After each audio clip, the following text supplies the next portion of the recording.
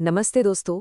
आज हम बात करेंगे एक ऐसी चीज की जिससे हम रोज देखते हैं, रोज इस्तेमाल करते हैं, पानी। पर क्या आप जानते हैं कि इसकी अपनी एक कहानी है? बर्फ से लेकर भाप और फिर वापस बूंदों तक का एक मजेदार सफर। तो चलिए आज पानी की इस कहानी में गोता लगाते हैं। तो हमारी कहानी की शुरुआत होती है एक सवाल से, बर्फ और पानी। चलिए देखते हैं ये सवाल आया कहाँ से। सोचिए, गर्मियों की एक चिलचिलाती दोपहर है और ये हैं हमारे दो दोस्त, आवी और थिरव। दोनों बहुत ही क्यूरियस है, मतलब हर चीज के बारे में जानना चाहते हैं। और बस ठंडी ठंडी शिकंजी पीते पीते ही उनके दिमाग में एक बहुत बड़ा सवाल आ गया। थिरव सोच में पड़ गया कि भाई, ये जो बर्फ है ये तो इतनी ठोस है, इतनी सख्त, और पानी है कि बहता रहता है।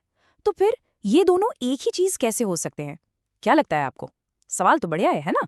पर आवी को लगता है कि नहीं यार, हैं तो दोनों एक ही, बस उनके रूप मतलब फॉर्म्स अलग अलग हैं। तो सच क्या है? चलिए इस मिस्ट्री को सॉल्व करने के लिए हम भी उनके साथ इस खोज पर निकलते हैं। तैयार है? तो हमारी खोज का पहला पड़ाव है पानी के बदलते रूप। सबसे पहले हमें ये देखना होगा कि पानी आखिर अपना रूप बदलता कैसे है। और सबसे मजेदार बात यह है कि ये सब हमारी आंखों के ठीक सामने होता है। अच्छा, एक छोटा सा एक्सपेरिमेंट करते हैं। मान लीजिए आपने एक बर्फ का टुकड़ा लिया और उसे टेबल पर रख दिया। क्या होगा? थोड़ी ही देर में वो पिघलना शुरू हो जाएगा और पानी बन जाएगा। बस इसी प्रोसेस को जब ठोस बर्फ पिघलकर लिक्विड पानी बन जाती है, हम कहते हैं मेल्टिंग या पिघलना। चलो, ये तो समझ आ गया कि बर्फ पिघलकर पानी बन जाती है, पर उस पानी का क्या जो अचानक गायब हो जाता है? जैसे बारिश के बाद सड़क पर जो छोटे छोटे गड्ढे भर जाते हैं, वो कुछ देर बाद सूख जाते हैं। या जब गर्म तवे पर पानी की बूंदें पड़ती हैं तो छन करके गायब हो जाती हैं। आखिर ये पानी जाता कहाँ है? तो यहाँ आता है साइंस का एक और कमाल का जादू, जिसे कहते हैं वाष्पीकरण या इवेपोरेशन। देखिए, पानी असल में गायब नहीं होता। वो गर्मी की वजह से भाप में, मतलब एक ऐसी गैस में बदल जाता है जिसे हम देख नहीं सकते। इसी को हम वाटर वेपर या जल वाष्प कहते हैं।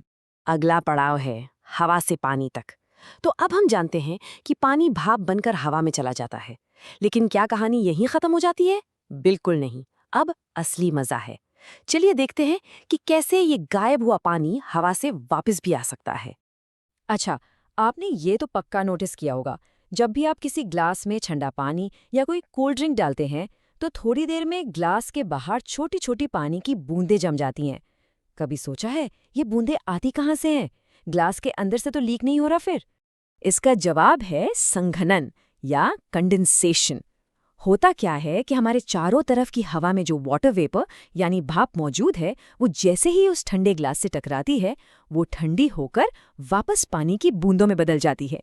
देखा, पानी कहीं गया नहीं था, वो तो बस हवा में ही छुपा हुआ था। तो चलिए अब तक की पूरी कहानी को एक साथ जोड़ते हैं। पानी जब ठोस यानी सॉलिड होता है तो वो है बर्फ। जब वो पिघलता है तो बन जाता है लिक्विड यानी हमारा नॉर्मल पानी। और जब उसे और गर्म किया जाता है तो वो इवेपोरेट होकर बन जाता है गैस यानी वाटर वेपर। और इन तीनों रूपों की अपनी अपनी खासियतें हैं। जैसे बर्फ, उसका अपना एक फिक्स्ड शेप होता है, वो बह नहीं सकती। पानी का कोई अपना शेप नहीं होता, आप उसे जिस भी बर्तन में डालेंगे वो उसी का शेप ले लेगा और वो बह सकता है। और वाटर वेपर यानी गैस, अरे उसका तो कोई शेप ही नहीं होता, वो तो बस जितनी भी जगह मिले सब में फैल जाती है। अब देखते हैं प्रकृति का जल चक्र। तो अभी तक जो कुछ भी हमने घर के छोटे छोटे एग्जाम्पल से सीखा, चलिए अब उसे एक बहुत बड़े लेवल पर देखते हैं, मतलब पूरी धरती के लेवल पर।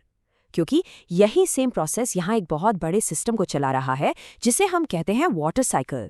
जरा सोचिए, हर रोज सूरज अपनी गर्मी से समंदरों, नदियों और झीलों से कितना सारा पानी इवेपोरेट करता होगा। ये वाटर साइकिल का सबसे पहला और सबसे जरूरी स्टेप है।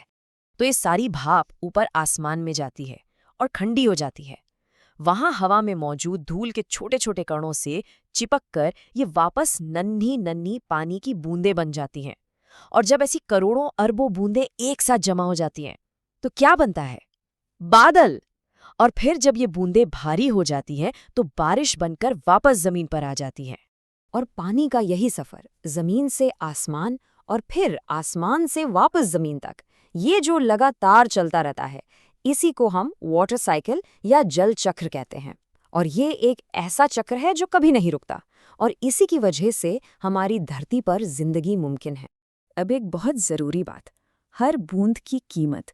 हमने साइंस तो समझ लिया, पर अब ये जानना ज़रूरी है कि आखिर पानी की एक एक बूंद हमारे लिए इतनी इतनी कीमती क्यों है। आपको ये सुनकर शायद शौक लगे, पर हमारी पूरी धरती पर जितना भी पानी है ना, उसमें से 1% से भी कम पानी ऐसा है जो हम इंसान, जानवर और पेड़ पौधे इस्तेमाल कर सकते हैं। जी हाँ, आपने सही सुना, <1% हज़ारों साल पहले महान तमिल ग्रंथ थिरुकुरल में एक बहुत गहरी बात कही गई थी कि अगर बादल बरसना भूल जाएं, तो विशाल समुद्र भी सूख जाएगा। ये लाइन हमें याद दिलाती है कि बारिश और वाटर साइकिल हमारी जिंदगी के लिए कितने कितने ज़्यादा ज़रूरी हैं। तो सवाल ये उठता है कि अगर पानी इतना कीमती है और हमारे इस्तेमाल के लिए इतना कम है, तो हम इसे बचाएं कैसे? ये एक ऐसा सवाल है जिसका जवाब हम सबको मिलकर ढूंढना है और इस पर काम करना है। मैं आपसे पूछना चाहता हूँ, आप अपने घर पर पानी बचाने के लिए क्या करते हैं? इसके बारे में ज़रूर सोचिएगा।